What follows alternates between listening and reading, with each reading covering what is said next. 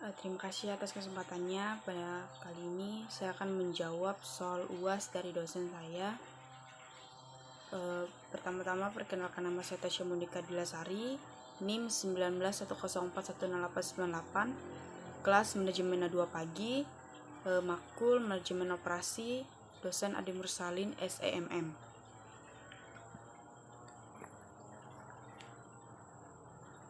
Soal ujian bagian A, yaitu yang berkenaan dengan aktivitas kuliah melalui Google Classroom. Yang pertama, berapa kali saudara hadir kuliah melalui Zoom? Jawaban 12 kali. Apa-apa saja yang sudah Anda pelajari mengenai manajemen operasi 1 dari dosen saudara melalui Zoom? Sebutkan dan jelaskan. Jawab.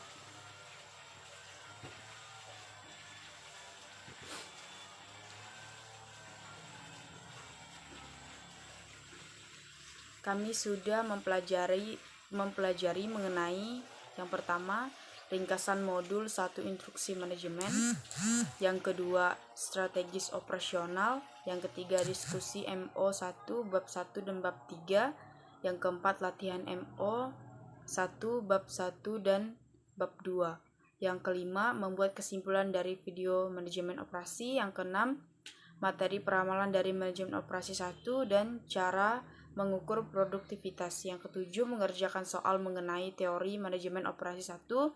Yang ke-8, materi manajemen persediaan. Yang ke-9, mencari materi economic order quantity atau EOQ. Yang ke-10, video record materi economic order quantity atau EOQ. Yang ketiga, apa tugas terstruktur yang Anda buat?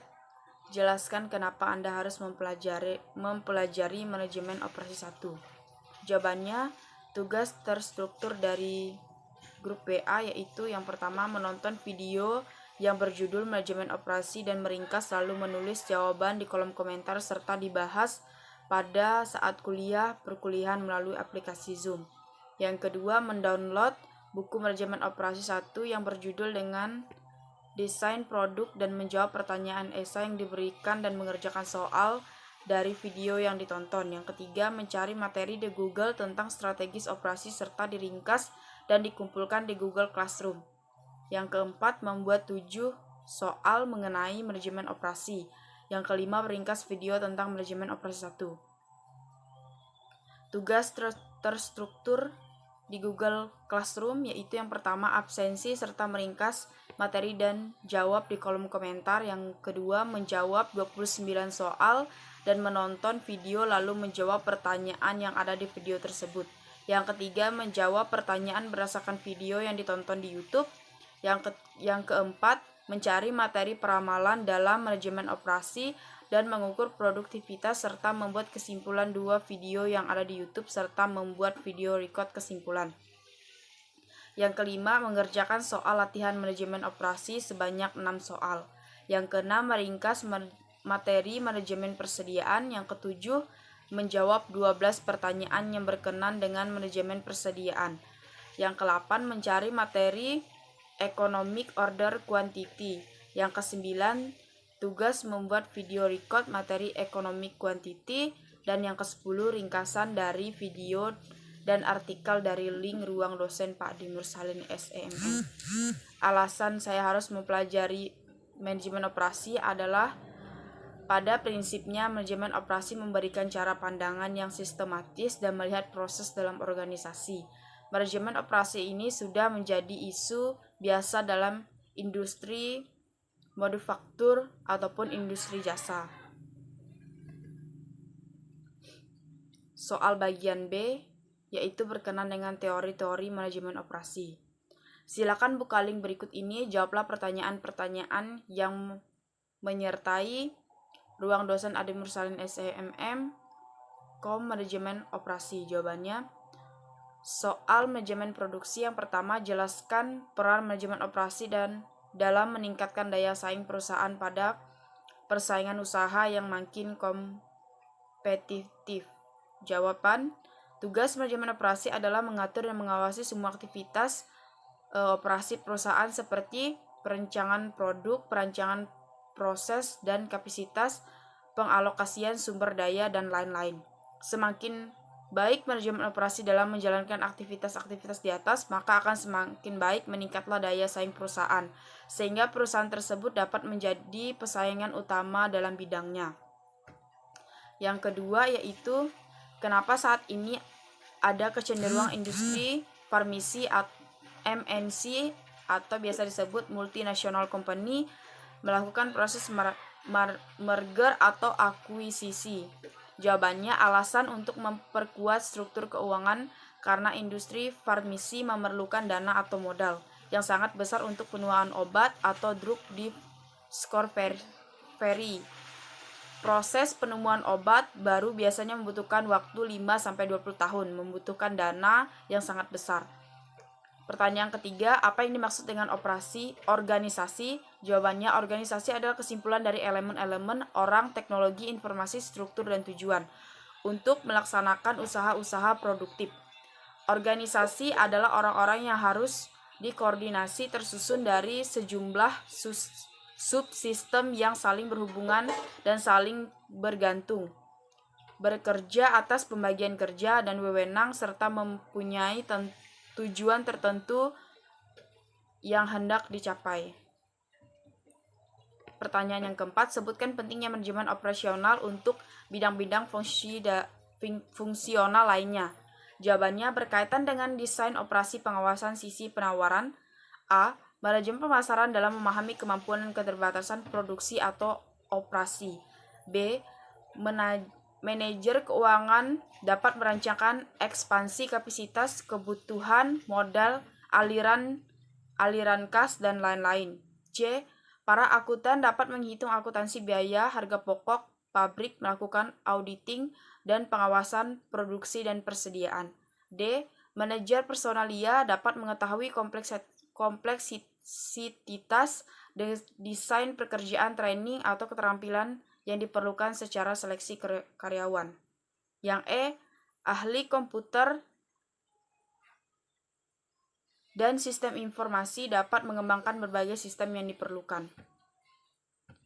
Yang kedua, sekitar 70% aktivitas yang ada persediaan mesin, alat di bawah pengawasan manajer produksi atau operasi. Yang ketiga, tanggung jawab sosial perusahaan terhadap masyarakat atau HSE, social responsibilities. Pertanyaan yang kelima, sebutkan 5 tanggung jawab keputusan utama atau 5 major decision area di dalam manajemen operasi. Jawabannya, yang pertama, proses sangat menentukan apakah perusahaan bisa survei atau tidak, untung atau rugi. Proses yang generated dan panjang akan meningkatkan cost, sebaliknya makin sederhana prosesnya maka akan menurunkan cost. Yang kedua, capacity atau output persatuan waktu. Sangat penting untuk manajemen komunitas supply. Kalau demand besar, maka capacity harus besar. Yang ketiga, inventory atau persediaan merupakan sumber daya yang menganggur dan memberikan nilai lebih jika sudah dijual.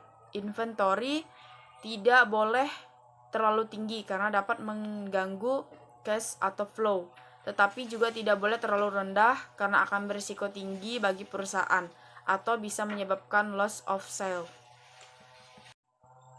Nah, yang kedua, setelah Anda membuka link tersebut di atas, materi-materi apa saja yang dapat Anda pelajari, sebutkan dan jelaskan secara ringkas.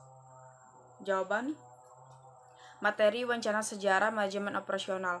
Manajemen operasi sebenarnya telah ada sejak manusia mulai memproduksi barang dan jasa. Asal mula manajemen operasi dari seluruh sejak awal peradaban manusia, namun pembahasan ini difokuskan pada 200 tahun terakhir.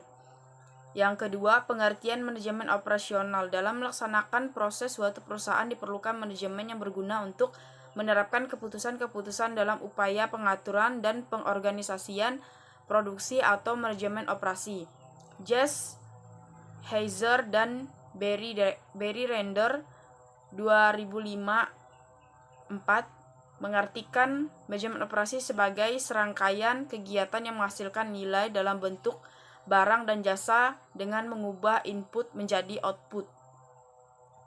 Materi strategis operasi. Pengertian strategis operasi. Strategis operasional merupakan visi jangka panjang terdiri dari misi, tujuan, kebijakan, dan scientific competition suatu perusahaan. Materi mengukur produktivitas. Ada banyak cara untuk mengukur produktivitas. Berikut merupakan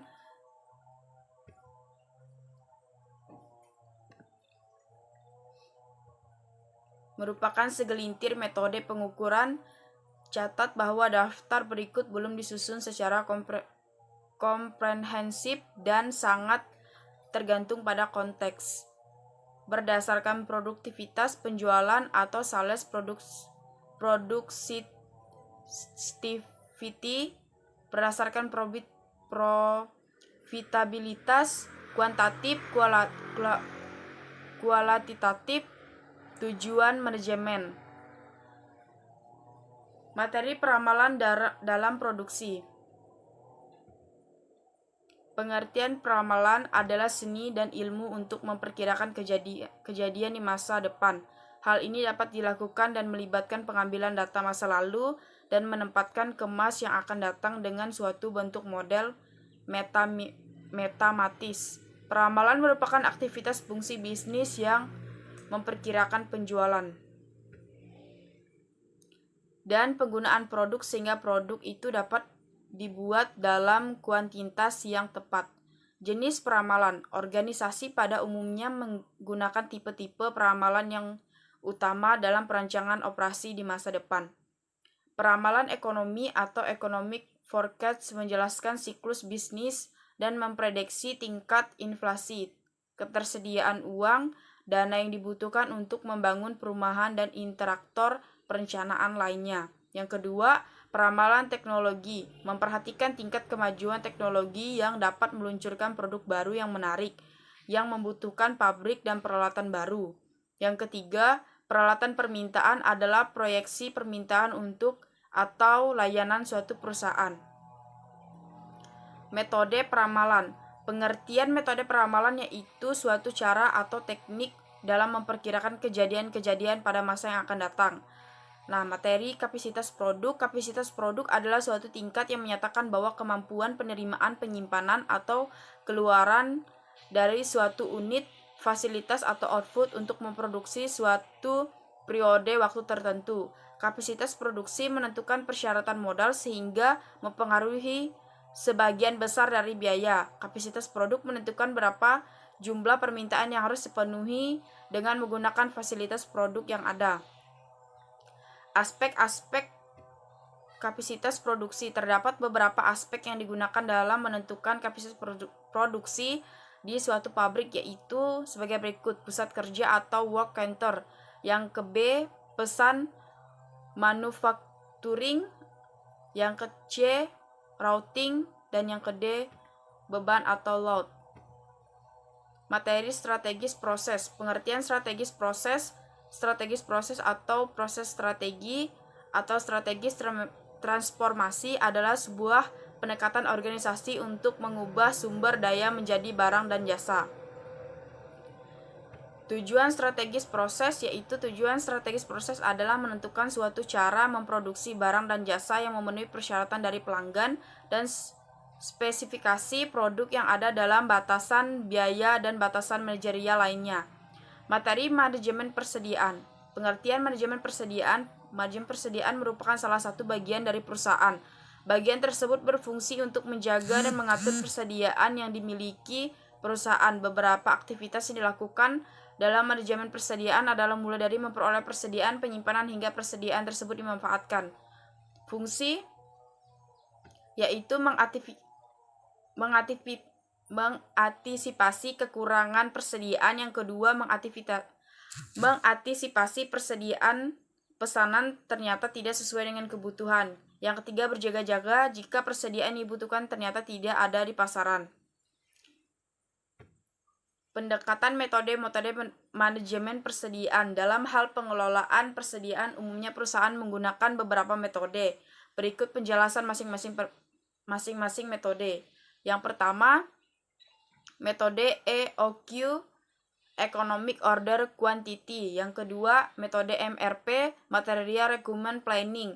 Yang ketiga, metode JIT, yaitu Just in Time. Yang keempat, metode analisis ABCD.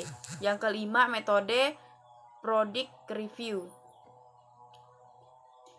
Materi yang selanjutnya itu analisa 10 keputusan manajemen operasional. Yang satu, perancangan barang dan jasa, mutu, persediaan proses dan kapasitas, pemilihan lokasi, perencanaan tata letak, SDM dan rancangan kerja, manajemen rantai pasok, persediaan, penjadwalan, dan pemeliharaan. Pertanyaan yang ketiga, ada berapa jumlah video yang Anda tonton setelah Anda membuka link tersebut? Video-video yang Anda tonton tersebut berbicara mengenai apa? Dan siapa pembicaranya? Dan manfaat apa yang Anda dapat peroleh dari menonton video-video tersebut di atas? Jawabannya, jumlah video yang saya tonton yaitu 10. Video yang pertama berbicara mengenai materi tentang manajemen produksi. Nama pembicara Dewi Kenneth. Manfaatnya, dapat ilmu yang bermanfaat serta dapat memahami apa itu manajemen produksi. Video yang kedua berbicara mengenai manajemen operasi atau pendahuluan. Nama pembicara Budi Harsanto. Manfaatnya, dapat ilmu yang bermanfaat serta dapat memahami apa itu manajemen operasi. Video yang ketiga berbicara mengenai manajemen operasi dan pengertiannya. Nama pembicara Iqbal Stayanegara, SEMESI. Manfaat yang saya dapat yaitu dapat ilmu yang bermanfaat mengenai pengertian manajemen operasi. Video yang keempat berbicara mengenai manajemen operasional. Nama pembicara Rekhab Hidayat, Dea Dwi Aryani, Rika Nur Hikmah, Aldo Navianto Purnomo, Magar Vira Rengkung, Kyoshi Dwi Dewan Gana, Valia Azika Putri, Melia Febbi. Manfaatnya, dapat ilmu yang bermanfaat serta mengetahui pengertian manajemen operasional. Video yang kelima, pembicara mengenai pentingnya manajemen operasional. Nama pembicara Stephanie Goni. Manfaat yang saya dapat yaitu dapat ilmu yang bermanfaat serta mengetahui pentingnya manajemen operasional. Soal yang keempat, jelaskan apa yang dimaksud dengan manajemen persediaan. Kenapa manajemen persediaan begitu penting bagi perusahaan? Jawaban, manajemen persediaan merupakan salah satu bagian dari perusahaan. Bagian tersebut berfungsi untuk menjaga dan mengatur persediaan yang dimiliki perusahaan. Beberapa aktivitas yang dilakukan dalam manajemen persediaan adalah mulai dengan cara memperoleh persediaan, penyimpanan, hingga persediaan tersebut dimanfaatkan atau dikeluarkan. Tentunya manajemen persediaan merupakan bagian penting dari perusahaan karena apalagi jika perusahaan tersebut bergerak dalam bidang dagang, manajemen persediaan membantu mengatur persediaan perusahaan agar tidak berkekurangan. Pertanyaan yang kelima, apa yang dimaksud dengan just in time dan apa manfaat just in time bagi sebagai mahasiswa dan bagi perusahaan? Jawaban, just in time adalah suatu psikologi operasi yang dimana merupakan salah satu pendekatan untuk mengeliminasi pemborosan dalam perusahaan manufaktur. Just in time merupakan suatu filosofi operasi manajemen, yaitu sumber daya termasuk material, personel, dan fasilitas yang digunakan dalam keadaan tepat waktu. Manfaat just in time bagi mahasiswa dan bagi perusahaan antara lain adalah mengurangi biaya tenaga kerja langsung dan tidak langsung sebagai akibat adanya penghapusan kegiatan seperti penyimpanan persediaan, mengurangi ruang atau gudang untuk penyimpanan barang, mengurangkan waktu setup dan penundaan jadwal produksi, mengurangi pemborosan barang rusak dan barang cacat dengan mendeteksi kesalahan dari sumber, mengurangi lead time karena ukuran lot yang kecil, penggunaan mesin dan fasilitas produksi lebih baik, dapat menciptakan hubungan yang lebih baik dari speller. Layout pabrik menjadi lebih baik. Integrasi dan komunikasi di antara fungsi-fungsi manajemen menjadi lebih baik. Pengendalian fungsialitas kualitas dalam proses. Pertanyaan yang keenam, sebutkan menjelaskan metode-metode peramalan yang dapat digunakan oleh perusahaan. Mengapa peramalan tersebut dipelajari oleh mahasiswa yang mengambil mata kuliah manajemen operasi? Jawabannya, metode peramalan dibedakan menjadi dua metode, yaitu peramalan kualitatif dan kuantitatif. Peramalan yang didasarkan adalah kualitatif pada pengamatan kejadian-kejadian pada masa sebelumnya digabungkan dengan pemikiran dan penyusunan. Ada beberapa metode peramalan digolongkan sebagai model kualitatif adalah sebagai berikut. A. Metode Depli, kedua dugaan manajemen atau manajemen estimate and panel konsensus. Yang C. Riset pasar. Yang ke D. Metode kelompok terstruktur. Yang ke E. Analogis history. Gambaran modelan kuantitatif yang dikelompokkan meliputi metode time series dan kasual. A. Metode time series yaitu metode time atau deret waktu didasarkan atas penggunaan analisis pola hubungan antara variabel yang diperkirakan variabel waktu. Metode time series terdiri dari metode rata-rata bergerak atau moving effect, metode eksponential smoothing, dan metode trend production. Wing moving averages atau WMA, model rata-rata bergerak menggunakan sejumlah data aktual permintaan yang baru untuk membangkitkan nilai ramalan untuk permintaan di masa yang akan datang. Metode rata-rata bergerak akan efektif diterapkan apabila permintaan pasar terhadap para diasumsi stabil sepanjang waktu. Metode rata-rata bergerak terdapat dua jenis: rata-rata bergerak tidak berbobot atau unweighted moving averages dan rata-rata bobot bergerak weighted moving averages.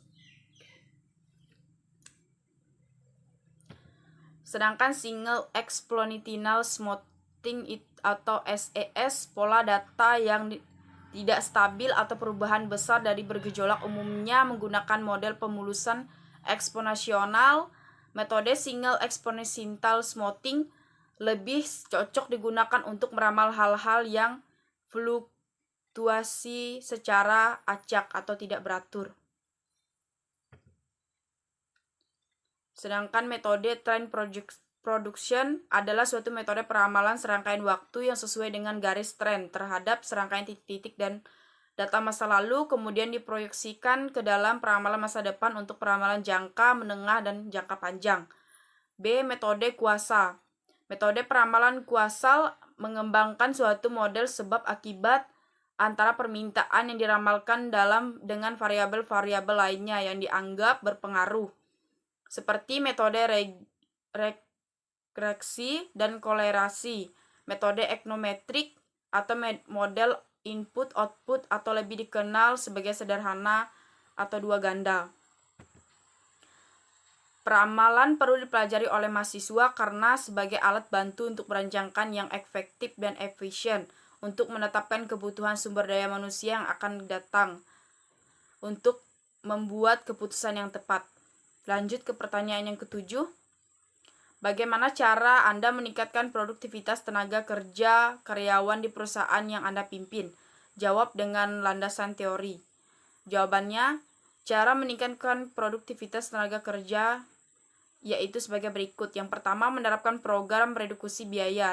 Reduksi biaya berarti dalam menghasilkan output dan kuantitas yang sama menggunakan output dan jumlah yang lebih sedikit.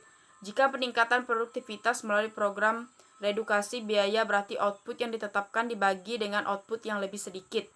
Yang kedua, mengelola pertumbuhan. Meningkatkan produktivitas dengan cara mengelola pertumbuhan berarti kita meningkatkan output dalam kualitas yang lebih besar melalui peningkatan penggunaan output dan kualitas yang lebih kecil. Artinya output meningkatkan lebih banyak sedangkan input meningkatkan lebih sedikit. Yang ketiga, bekerja lebih tangkas. Bekerja lebih tangkas akan dapat meningkatkan produktivitas. Jadi produktivitas meningkatkan, tetapi jumlah output tetap, sehingga akan diperoleh biaya produksi per unit output yang rendah. Yang keempat, mengurangi aktivitas melalui pengurangan sedikit output dan mengurangi banyak input yang tidak perlu akan dapat meningkatkan produktivitas. Yang kelima, bekerja lebih efektif. Meningkatkan produktivitas melalui jurusan ini adalah dengan cara meningkatkan output tapi tidak mengurangi penggunaan input. Notation 2001-209. Pertanyaan yang ke-8, apa yang dimaksud dengan kapasitas produksi? Coba cari artikel di Google mengenai kapasitas produksi dan jelaskan artikel tersebut. Jawaban, kapasitas produksi adalah suatu tingkat yang menyatakan batas kemampuan penerimaan, penyimpanan, dan keluaran dari sebuah unit fasilitas atau output untuk memproduksi dalam suatu produk tertentu. Kapasitas produksi menentukan persyaratan modal sehingga mempengaruhi sebagian besar dari biaya. Tujuan perancangan kapasitas luas dari volume produksi adalah untuk mengatur banyaknya pesanan kerja yang akan datang dari pusat kerja untuk mencari suatu aliran yang sesuai dan seimbang. Aspek-aspek kapasitas produksi yang pertama yaitu pusat kerja atau work center. Yang kedua, pesanan atau manufacturing. Yang ketiga, routing. Yang keempat, beban load. Yang kelima, kapasitas. Jenis-jenis kapasitas produksi menurut Heiser dan Render 2015 terdapat 3 jenis kapasitas produksi, yaitu kapasitas desain, kapasitas efektif atau intelligent, kapasitas efisien atau efficiency. Yang ke-9, apa kesan-kesan Anda mempelajari manajemen operasi 1 secara daring dan manfaat apa yang Anda peroleh dari belajar manajemen operasi 1 melalui daring? Jawaban saya, kesan saya mempelajari manajemen operasi 1 secara daring yaitu materi perkuliahan pada mata kuliah manajemen operasi 1 yang diberikan oleh dosen melalui kuliah daring juga dapat dipelajari kembali dengan mudah oleh mahasiswa di waktu yang lebih fleksibel. Manfaat yang saya peroleh dari belajar manajemen operasi 1 adalah saya dapat mengetahui tujuan dari manajemen operasional, seperti tujuannya mengatur penggunaan sumber daya yang dimiliki oleh perusahaan atau bahan mentah, tenaga kerja, mesin, dan perlengkapan, sehingga proses produksi berlangsung efektif dan efisien. Nah, sekian dari jawaban UAS saya mengenai manajemen operasi. Saya ucapkan terima kasih atas kesempatannya.